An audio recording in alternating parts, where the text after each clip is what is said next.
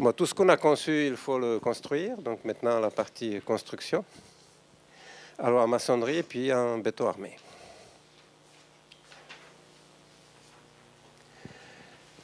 Alors ce qui est bien, c'est de regarder quels sont les dommages sismiques typiques pour comprendre où le bas blesse.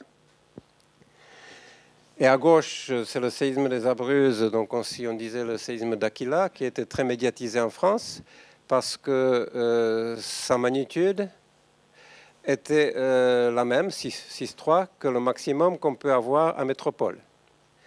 Donc évidemment, n'importe quelle ville située dans la zone 4 en France métropolitaine, hein, Nice, Salon, puis dans les Pyrénées, tout ça, pourrait subir ce sort-là. Et donc, c'était très médiatisé. Alors, on voit qu'il y a une dislocation généralisée. Alors, c'est pourquoi? C'est parce que les rangs supérieurs ont tendance à glisser par rapport aux rangs inférieurs, parce qu'il y a plus de déformation en haut. Et donc, le mortier est soumis au cisaillement, ou il ne résiste pas au cisaillement. Le mortier, c'est comme du ciment ou de la chaux, ça ne résiste pas au cisaillement d'une manière significative. Donc, du coup, si le mortier commence à se disloquer, la maçonnerie aussi.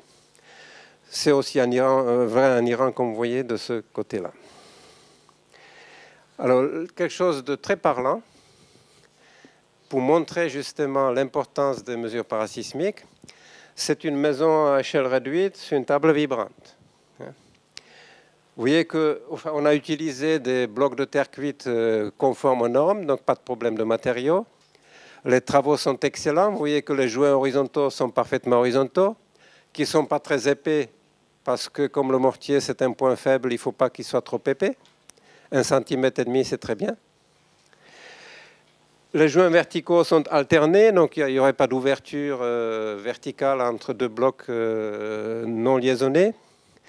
Les murs sont liés ensemble avec un plancher ici au-dessus. Donc ils n'auront pas la tendance à déverser vers l'extérieur. Et vous allez voir que cette construction, qui n'a pas de mesure parasismique, qu'elle va s'effondrer très rapidement. Et ça, à Bordeaux, par exemple, ce type de... Enfin, il n'y a peut-être pas de séisme très fort, mais un peu plus au sud. Donc, dans toutes les villes, ça peut arriver très rapidement. Alors, où est-ce qu'elle va commencer à se disloquer, cette construction? On a dit que... Enfin, on va évidemment éviter la résonance parce que c'est un cas particulier. On va raisonner sur un cas non particulier, général. Donc, pas de résonance. Alors, les efforts, les sollicitations sont les plus grands en bas. Les efforts les plus grands, les sollicitations les plus grandes. En bas, donc l'effort tranchant qui sera ici prépondérant, il est maximal en bas. Mais où en bas? Évidemment, là où j'ai le plus d'affaiblissement, que j'aurai le début des dommages. Et donc, comme j'ai ici une porte, mais ce sera ce trumeau-là qui va partir en premier et la construction va tomber. Vous allez voir, ça va aller vite. Il n'y a ni chaînage horizontaux, ni des chaînages verticaux. Mais ce n'est pas les chaînages horizontaux qui vont manquer, vous allez voir, dans ce cas précis. Parce que ceux-là, on les fait maintenant, même si on n'a pas de construction parasismique, on est obligé de chaîner. Mais ce n'est pas ça qui va manquer. Ce qui va manquer, c'est des chaînages verticaux qui, ici, ne sont obligatoires qu'en construction parasismique.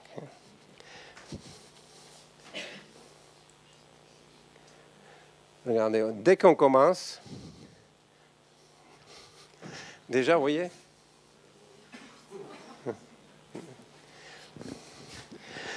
ce qui fait que une construction où la maçonnerie peut quitter comme ça son emplacement ne tient pas longtemps. Quel est le remède? On ne peut pas empêcher la fissuration, mais il faut maintenir le matériau en place. Tant qu'il est en place, il porte les charges verticales, même fissurées. Donc la mesure parasismique, c'est le confinement des panneaux de maçonnerie qui participent à la résistance, donc les trumeaux et les murs. Oui, un représentant du ministère de l'Équipement m'a dit qu'ils ont fait faire une étude sur le respect des règles parasismiques au niveau des maisons individuelles et que 85% de maisons en métropole ne respectaient pas les mesures parasismiques. C'est construit par des maçons, par des artisans, généralement des petites entreprises qui n'ont pas été formés et qui ne se sont pas formés quand la réglementation est sortie. Et donc, ça ne respecte pas. Vous avez vu que c'est grave. C'est grave, notamment quand, je le repasse, notamment quant à l'absence des chaînages verticaux. Donc, en fait, il faudrait qu'il y ait un chaînage vertical ici et là pour que la maçonnerie ne puisse pas partir. Et là aussi, là, là, là. Là. Il ne faut pas qu'elle puisse partir. Alors, on va voir que à nouveau que c'est bien là que la construction pêche. Oui. Donc le matériau, il s'en va. Il s'en va, il n'y a plus rien qui porte les charges verticales et la construction s'effondre. Donc c'est vital de confiner les maçonneries avec des chaînages en béton armé. Chaînages verticaux, chaînages horizontaux. D'autres dommages typiques, c'est tout comme pour l'effet de poteau court sur les poteaux, un mur il se déforme en parallélogramme sous les charges horizontales. Donc il y a une diagonale qui est tendue puisqu'elle s'est allongée, il y a l'autre diagonale qui est comprimée. Et si le mur ne s'effondre pas, c'est qu'il résiste diagonalement à cette compression. On appelle ça la bielle de compression. Alors si je mets une fenêtre ici, la résistance est impossible. Autrement dit, il faut que d'autres murs puissent résister si celui où il y a la fenêtre ne résiste pas. Et c'est évidemment l'inverse est vrai dans l'autre sens. Et donc, sur le côté traction, ça conduit à la fissuration diagonale comme dans le cas d'effet de poteau court, puisque c'est le cisaillement qui produit de ces efforts diagonaux. Ça, c'est le séisme 2004 que j'ai évoqué, que depuis, on met maintenant des isolateurs sous les cliniques, sous les bâtiments d'enseignement. Regardez cette maison, ça commençait déjà à partir diagonalement. Heureusement, le séisme s'est arrêté, parce que quelques secondes plus tard, il n'y avait plus de rez-de-chaussée, comme sur la maquette que vous venez de voir. Là aussi, dislocation généralisée à partir de ce phénomène.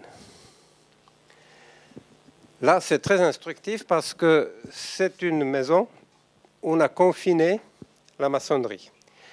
Comme c'est juste une maquette, ils n'ont pas mis de chaînage. Ils ont mis juste des bandes de nylon ici. Vous voyez, des bandes de nylon qui maintiennent en place la maçonnerie. Juste pour des essais, parce que s'il faut à chaque fois couler des chaînages, il ne ferait pas beaucoup d'essais parce que c'est long et ça coûte cher. Or, la maçonnerie, ce n'est pas de la terre cuite, c'est de la terre crue. Donc, un matériau moins résistant que la terre cuite. Et en plus, on va la soumettre à des accélérations jusqu'à 60% de l'accélération de la pesanteur, G, donc 0,6 G, alors que dans la plupart des cas en métropole, on ne dépasse pas, pour la construction neuve, 0,20 G dans le calcul. Donc on calcule pour 0,20 G, mais là on va la soumettre jusqu'à 0,60 G. Elle est en terre crue. Elle ne va pas tomber sur les personnes, parce que la maçonnerie est confinée.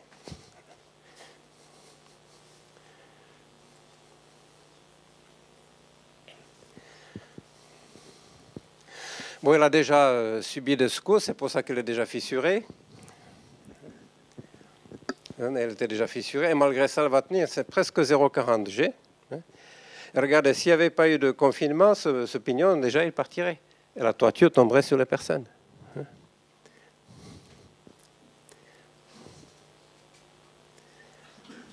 Donc, elle tient pratiquement plus... mais elle est confinée, elle reste en place. Il faut qu'elle reste en place.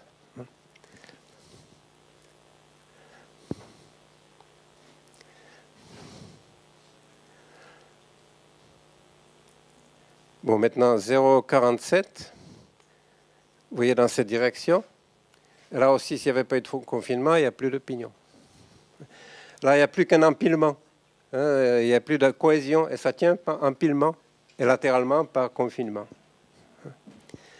Donc, vous voyez dans quel état elle est. Elle va subir 0,60 et encore, elle ne va pas s'effondrer. Ça prouve que le confinement, c'est la solution. Mais je vous dis, on le confine normalement réglementairement avec des chaînages horizontaux et des chaînages verticaux, dont les aciers doivent être contenus, bien sûr. On va voir des photos. Donc ceci, c'est un schéma qui montre comment il faut faire.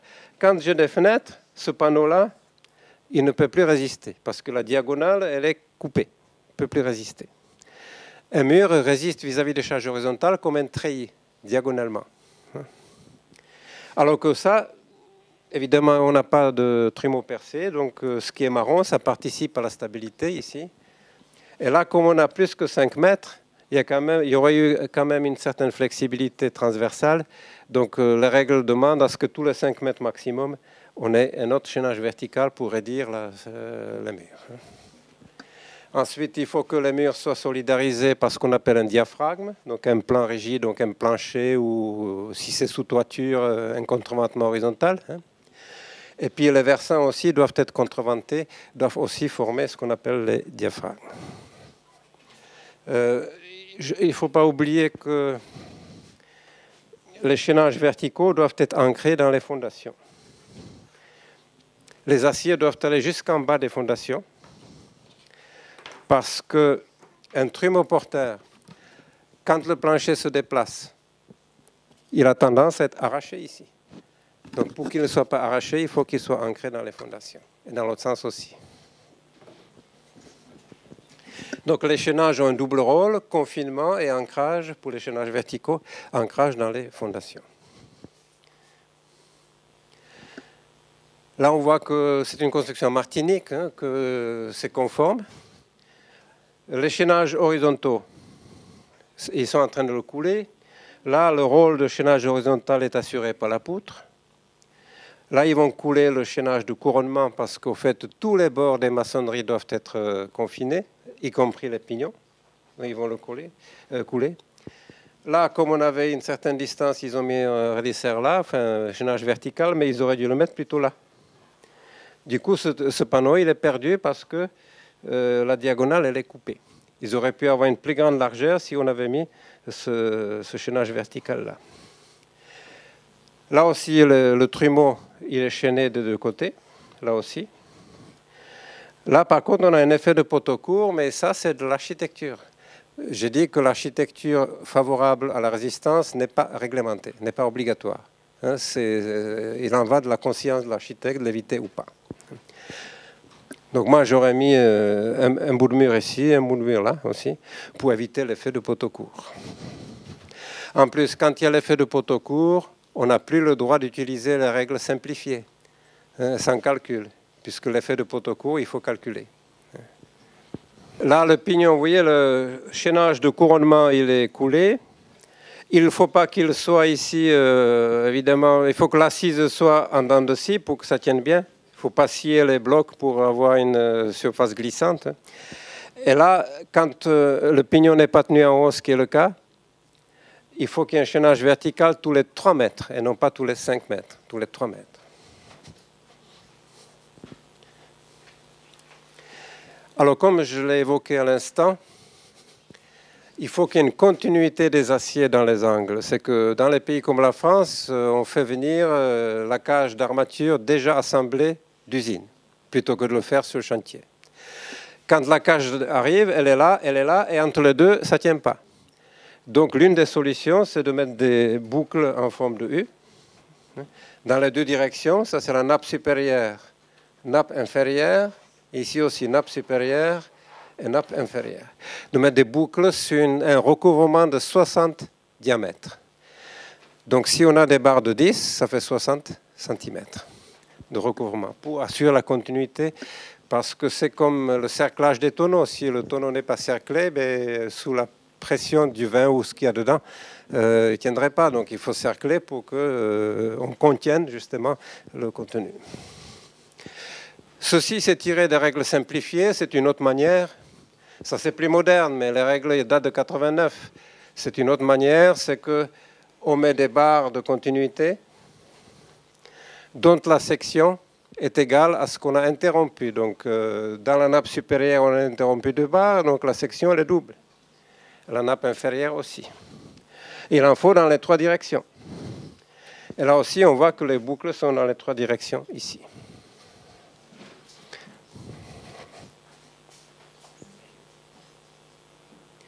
Voilà, c'était tout pour les maçonneries. Donc, vous avez vu c'est le confinement qui rend la maçonnerie parasismique. Il ne devrait pas y avoir de bord libre non confiné en maçonnerie. Maintenant, les constructions en béton armé. Alors, ce n'est pas un matériau qui peut être qualifié de parasismique ou non, c'est l'ouvrage. Donc, aussi bien en béton qu'en acier, on peut faire des ouvrages non parasismiques que parasismiques. Ce n'est pas le matériau. Donc, on aura des ouvrages qui sont bons et d'autres ouvrages qui ne sont pas bons. Je commence par les portiques, donc les ossatures, poteaux-poutres coulées en place. Et en tant que système, c'est un système qui n'est pas favorable du tout. Mais aucun système n'est interdit. Mais quand il est mauvais, il faut ajouter beaucoup, il faut prendre beaucoup de mesures pour pallier justement le mauvais comportement. Ça, c'est le système qui a le plus tué, puisqu'il est utilisé pour les bâtiments à étages, et donc il y a beaucoup de monde, et donc c'est lui qui a le plus tué. C'est que les poteaux sont cisaillés souvent, comme on voit à gauche. On voit que les poteaux ont été cisaillés et puis les planchers sont tombés sur les personnes. Donc c'est un millefeuille. Là aussi, vous voyez que c'est un système qui ne s'est pas bien comporté. Donc comme je vous dis, il n'est pas interdit, mais il vaut mieux opter pour un autre puisque celui-ci ne se comporte pas bien. Les poteaux se cisaillent. Alors quand on voit ce qui est à gauche, on ne voit pas exactement ce qui s'est passé. On voit le résultat. Mais j'ai des photos des cas où le séisme s'est arrêté, on voit comment ça a commencé. Alors regardez, dans les zones critiques, donc les plus sollicitées, qui sont, dans le cas général, les extrémités des poutres, les extrémités des poteaux et les nœuds poteaux-poutres, les croisements poteaux-poutres, c'est des zones critiques, c'est-à-dire les plus sollicitées. Le béton est éjecté. Les cadres sont coupés, le béton est éjecté. Alors, vous voyez, lorsque le béton est éjecté, les aciers ne peuvent plus porter les poids verticaux parce qu'ils flambent et le plancher tombe sur les personnes. Donc c'est comme ça que ça commence. Et là, on voit la différence entre le comportement qu'on veut éviter, c'est le comportement dit fragile où les poteaux et les poutres cassent à la limite d'élasticité, donc à la fin de la résistance. Alors qu'ici, à la fin de la résistance, il n'y a pas eu de rupture, il y a eu déformation parce que cette façade, elle était verticale au début. Donc vous voyez, cette entreprise-là, il faudrait lui donner une médaille parce qu'ils ont obtenu exactement ce qu'on voulait. On dirait de la pâte à modeler, alors que c'est du béton armé. Alors on peut me dire, mais monsieur, comment ça se fait que le bâtiment est par terre? C'est parce que tous les poteaux n'ont pas eu cette capacité. Parce qu'il y a eu effet de poteau court, c'est qu'il s'agit d'un bâtiment parking couvert où les rampes pour passer d'un niveau à l'autre sont portées par des poteaux comme ça. Donc les rampes tiennent les poteaux entre les extrémités. Donc il y a l'effet de poteau court. Et donc les poteaux où il y a eu l'effet de poteau court ont été cisaillés, ça a entraîné le reste du bâtiment dans la ruine. Il aurait suffi pour que ce bâtiment soit intact, parce qu'il n'était même pas encore en service. C'était le dernier jus des règles parasismiques américaines. Pour qu'il soit récupéré sans problème, il aurait fallu que la rampe soit portée par des murs, comme souvent on le fait en France, au lieu d'être portée par des poteaux. Le rond de la rampe, ils auraient mis un mur, plus aucun problème. Ça ne tient qu'à ça. Vraiment, c'est de la conception intelligente à ce moment-là.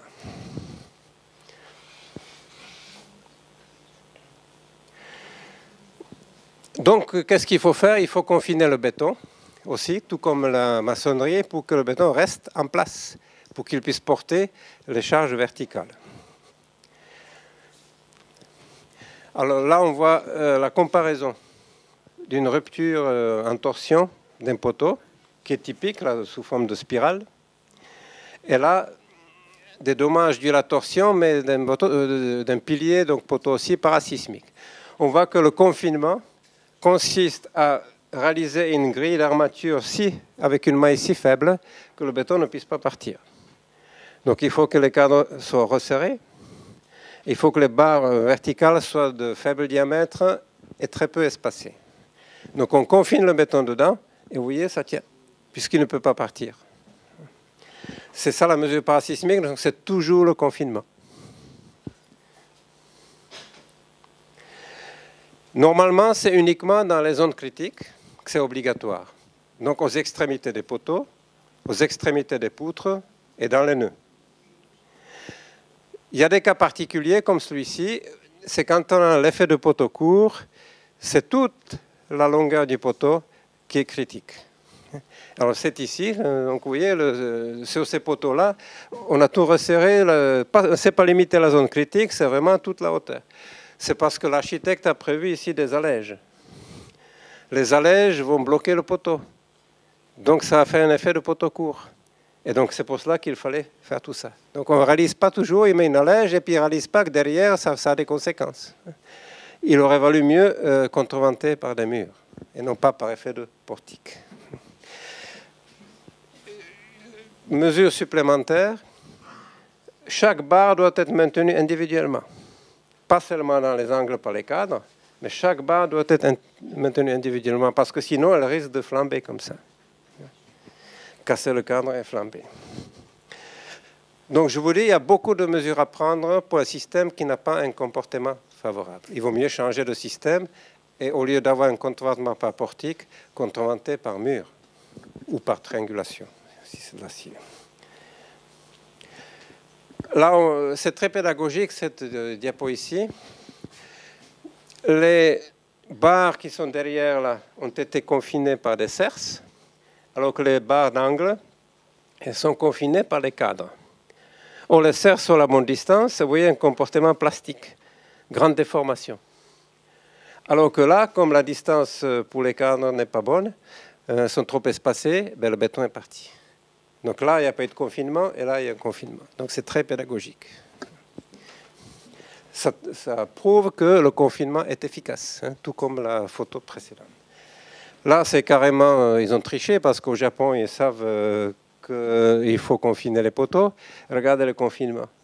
Il n'y en a pas. Hein, et donc, c'est une faute professionnelle du bureau d'études, ça. Il aurait fallu confiner les extrémités de la manière qu'on vient de voir. Ou bien contreventer autrement, par mur, pour que la structure principale soit le mur et pas le portique. Là, on voit donc que ça fait beaucoup d'acier si on opte pour ce type de construction. Donc il y a le maintien individuel, soit par des épingles, soit parce qu'on met deux cadres. Et ça, c'est interdit. Ça aussi. L'absence de maintien individuel aussi. Reconstituer les cadres avec des épingles, c'est interdit aussi. Et ça fait donc beaucoup d'acier, ce qui fait que, comme je dis, il vaut mieux opter pour un autre système. Ça, c'est la gare à gauche, gare TGV d'Avignon. Avignon est en zone sismique. Et regardez, il y a des cadres dans les nœuds.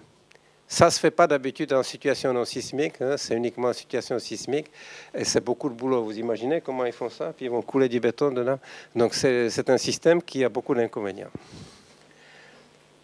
Bon, pour mettre des cadres dans les nœuds, ce ne sont pas les cadres des poutres qui passent, ce sont les cadres des poteaux qui sont prolongés dans les nœuds.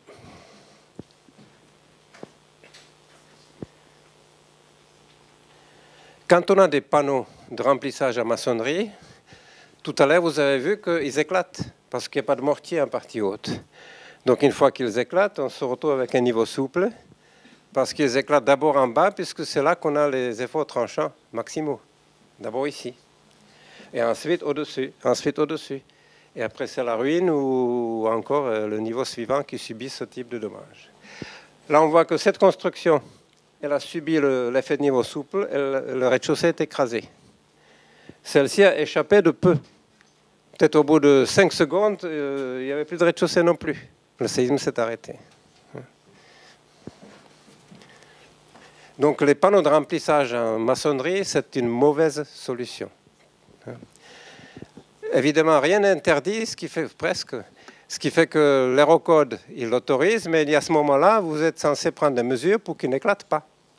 Il faut par exemple faire un petit voile dessus avec un cage d'armature, pas le cage, avec un treillage d'armature pour jeter du béton ou mettre des raidisseurs, comme on va voir. Il faut se débrouiller pour qu'il n'éclate pas, ce qui est assez coûteux aussi. Donc il vaut mieux éviter les remplissages en maçonnerie. Attendez. Donc là, on voit que cet éclatement peut être très violent, hein, puisque ça part avec une telle vitesse, ça peut couper en deux des véhicules. Hein. Une fois que les panneaux éclatent, ben l'ossature n'est plus stable, donc elle s'effondre. Et là, on va voir des photos de mesures prises. Regardez, à Mexico, ce bâtiment, il a résisté parce qu'ils ont mis des raidisseurs qui ont empêché le panneau d'éclater. S'il n'éclate pas, il n'y a pas de problème. Mais ça, c'est coûteux parce qu'il faut que les aciers soient repliés dans les poteaux. Ce n'est pas facile à faire, c'est compliqué. Parce que s'il n'y avait pas de liaison entre l'armature ici et puis l'ossature, les panneaux éclateraient avec les raidisseurs. Il faut que ce soit lié. Ici, il y en a donc deux, soit comme cela, soit comme ça. Alors qu'en Grèce, maintenant, ils en mettent, mais seulement un seul. Au lieu de changer de système, ils préfèrent ajouter des raidisseurs horizontaux. Bon, ça a été validé par un tremblement de terre, ceci pas encore, donc on espère que ça fonctionne. Ils ont dû faire des essais, mais un séisme réel, c'est peut-être pas pareil. Alors la Grèce persiste à utiliser ce système qui n'est pas bon, alors qu'en France, on n'utilise pratiquement plus. On utilise maintenant des murs en béton, hein, de contreventement partout. Sans doute pas pour des raisons parasismiques, mais parce que c'est industrialisé, donc c'est plus rapide de faire un mur en béton plutôt que d'avoir un maçon qui maçonne rang par rang. N'empêche que c'est mieux et il n'y a plus de ce problème d'éclatement de panneaux de maçonnerie. Alors que tout le pourtour de la Méditerranée, après la France, continue, persiste à faire ce mauvais système. L'Espagne, hein, de l'autre côté, tout le Maghreb, hein, la Libye, l'Égypte, le Liban, la Turquie, la Grèce, tous, ils font le système poteau-poutre avec remplissage en maçonnerie, alors que c'est le plus mauvais qui soit.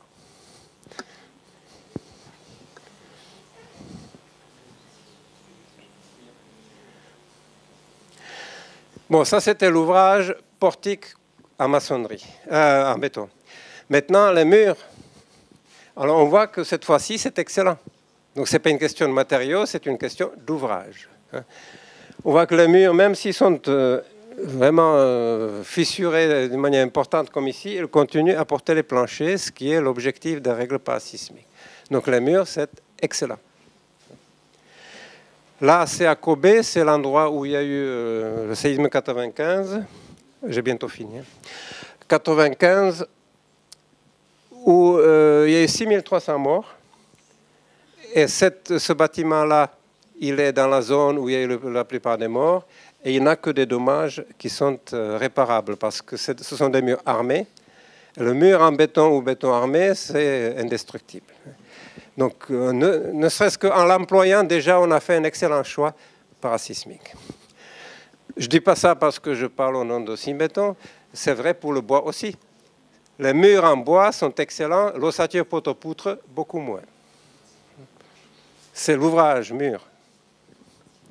Bon, les murs peuvent être soit armés, soit seulement chaînés. On les appelle voiles ductiles quand ils sont armés, et à ce moment-là, les chaînages qui sont aux extrémités, c'est pratiquement des poteaux. Et là, on a une armature de face, hein, avec un confinement. Oui, parce que les murs, en situation non sismique, on ne les arme pas comme ça. On ne fait que de les chaîner, comme on va voir juste après. Ça, c'est parasismique, c'est armé sur les deux faces. C'est indestructible. On va commencer là. Vous voyez, ce n'est pas possible de détruire ça.